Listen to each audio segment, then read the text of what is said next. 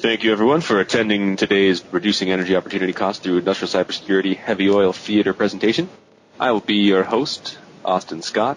Now, we hear lots of what is known as FUD in the industry today, fear, uncertainty, and doubt, in the media about cybersecurity, particularly around critical infrastructure and industrial networks. We hear things like advanced persistent threats, Stuxnet, black energy, Russia is coming for us, China is coming for us. In my opinion, all this noise contributes to an anti-pattern of fear-based paralysis for decision makers. In my presentation today, we're going to look at cybersecurity through a different lens. We're not going to talk about risks, threats, vulnerabilities, or bad actors. Instead, we're going to evaluate it as a business investment with a measurable return on investment and a method for reducing future opportunity cost. So I'm sure you all agree the oil industry continues to evolve. As we all know, in response to high oil prices, we've seen the largest jump in oil production measured on the basis of percentage growth and volume growth in the history of the oil industry. We've witnessed this in the tight shale plays in the U.S. in particular. I'm demonstrating, or I'm showing the price of oil on top of production. You can see as the price of oil went up, so did the U.S. production in response to that. And another interesting thing is if you look at the decline here in 2009 and the current information we have here in 2015, it's almost a mirror image, really, the pattern that's kind of forming there. Now, what we've witnessed is the energy business becoming more elastic. The energy business is maturing from a legacy high capital investment, higher risk landscape into a more measured manufacturing approach focused on repeatable performance. Oil production can basically respond more rapidly to changes in both demand and price. So we're halfway through the second century of the oil industry, and we continue to see the market mature. Today I'm going to make a few parallels between another industry, the industrial manufacturing, which kicked off in the Industrial Revolution, has entered its third century of market maturity. And one of the themes we're going to talk about in this presentation is adaptability. So I'd like to quote, it's almost a cliche from Charles Darwin, but I thought I'd drop it anyway. It's not the strongest species to survive, nor the most intelligent, but the ones most responsive to change. So if we take a look at SAGD in particular, in my opinion, heavy oil extraction is closer to a manufacturing process than the traditional light oil extraction business. We basically have a raw material input of water that turns to steam, and the output product is oil. So now that SAGD is a proven process, I expect we'll see an efficiency drive over the next 15 years. We're going to find ways of producing steam using less energy. We're going to improve the robustness of the process and improve production. Basically, trying to provide the highest quality product for the least amount of investment. It sounds a lot more like the changes that the manufacturing industry has been going through rather than the traditional oil and gas approach. Now, technology in the world of manufacturing drives efficiency, and we've yet to see many of the manufacturing trends catch on in the energy industry because we've always enjoyed such high margins. There's never been a focus on efficiency per se. Also, because of the geographically dispersed nature of energy, we need a solid security foundation in order to incorporate the value-generating technologies to reduce cost. Surprisingly, the real cybersecurity value for heavy oil isn't in keeping people out. It's about having the trust in your security to let people in. Cybersecurity is traditionally seen as an insurance play to keep bad guys out with no real additive business. The true business value is having the confidence to let people in your network and leverage their experience and leverage the technologies that they can bring. And furthermore, the solid foundation that it provides for the best of breed production and full-time employee optimization is built on your cybersecurity foundation. Let's face it, everything in the modern oil facility is digital. And you need confidence in the robustness of your digital foundation in order to build up your value-generating technology stack. let's talk about that cyber secure foundation. Now, creating a cyber secure foundation requires a life cycle approach that must be supported by people, process, and technology.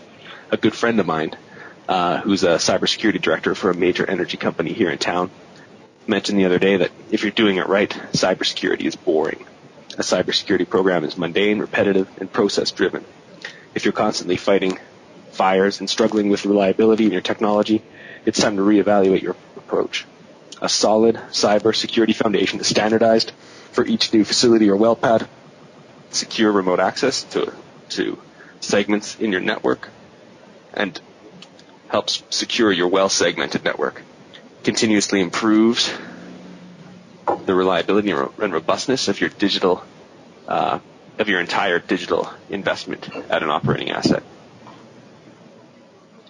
Now, in my experience at Shell has developed a technology foundation called Secure Plant, which was actually purchased by Cisco and rebranded as Secure Ops.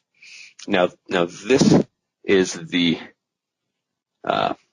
technology layer that provides remote access, automated asset inventory information, patching, AV updates, and managed firewalls to Shell. And it's being offered on the market by a trusted vendor, Cisco, of course.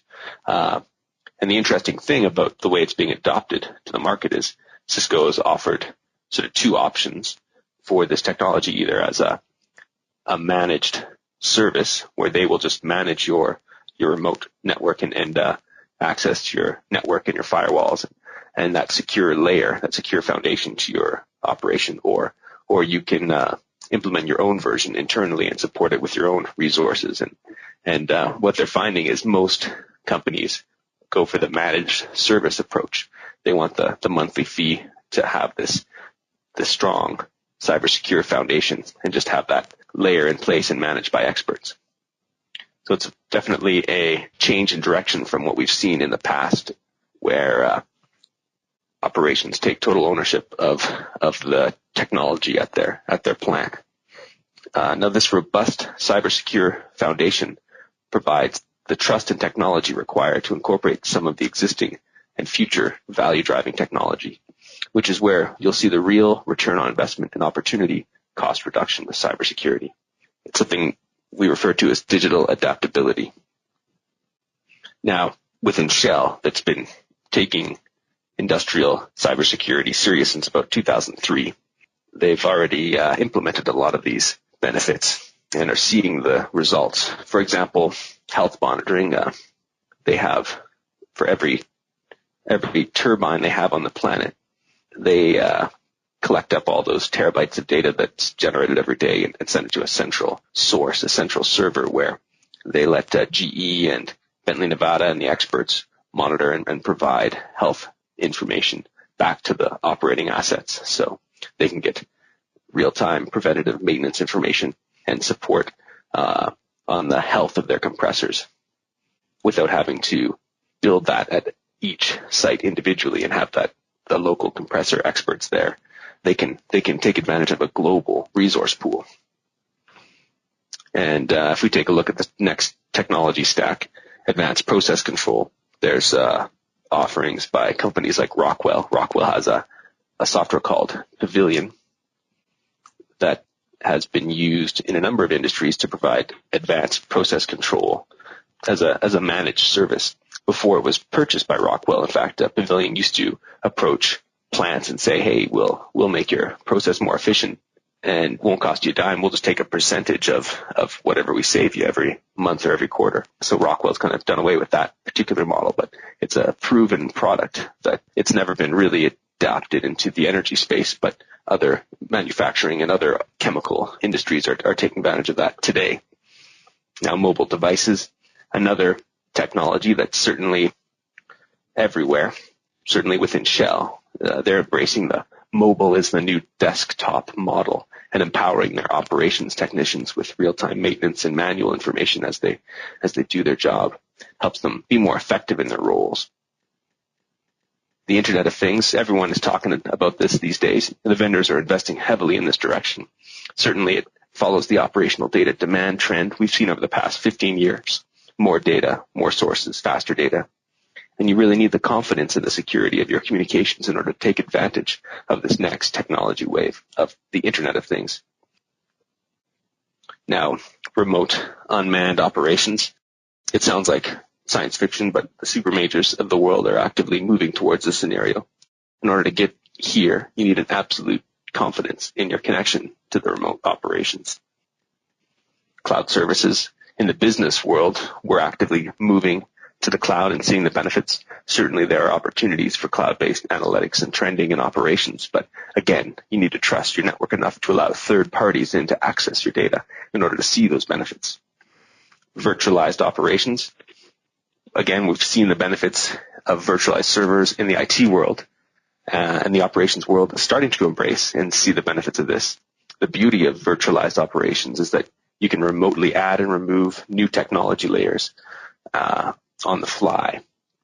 You can add a new server for supporting your health monitoring, for example, by just remotely spinning up a slice of your virtual operations environment. There's no need to fly an IT guy out with a physical server to install it. It can be done remotely, digital adaptability.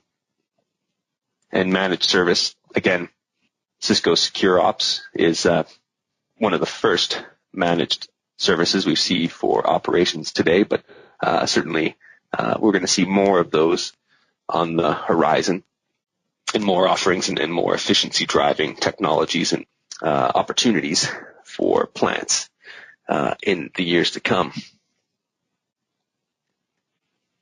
Now, I predict in the future, with the digital adaptability provided by a secure, cyber-secure foundation, companies will be able to manage their technology like we manage apps on our iPads today.